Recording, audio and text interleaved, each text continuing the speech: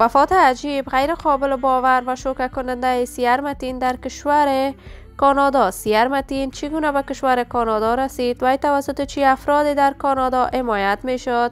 آیا به واقعیت سیر متین وفات کرده است؟ گفتنی های تازه خانم سیر متین در این باره و حقایق تازه از زبان دوستان و همکاران سیر متین.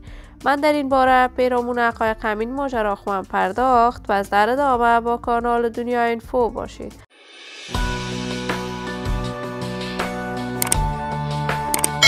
سلام و سلامتی نثار تک تک از شما دوستان و همراهان ارجمند کانال دنیا اینفو.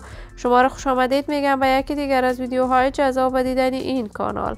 اگر تازه کانال دنیا اینفو باشید، پس برای حمایت بیشتر از این کانال علامت سابسکرایب را فشار دهید تا بیننده ویدیوهای جذاب دیدنی کانال دنیا اینفو باشید.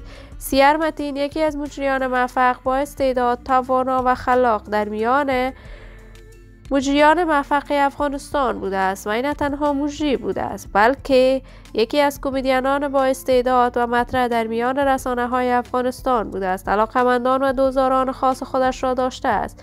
سیر متین با کارهای رسانه‌ایش در میان مردم افغانستان شهرت خوب کسب کرد. سیر متین شهرت رسانه‌ایش را از تلویزیون جهانی طلوع و برنامه ستاره افغان از آن خواد کرد.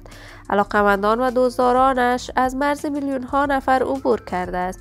این همه در حالی است که تازه تصاویر سیر متین در صفحات مجازی دست به دست می شود که وی در کشور کانادا وفات کرده است. این خبر از طرف دوستداران و همکاران سیر متین تایید شده است، ولی تاکنون جزئیات بیشتر این ماجرا از طرف خانواده سیر متین تایید نشده است.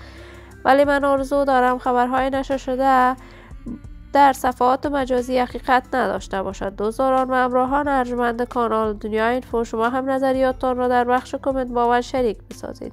این ویدیو را با علاقه‌مندان و دوستان سیر متین به اشتراک بگذارید. اگر تازه کانال دنیا اینفو باشید، پس برای حمایت بیشتر از این کانال علامت سابسکرایب را فشار دهید تا ویدیوهای دیگر کانال دنیا اینفو را از دست ندهید.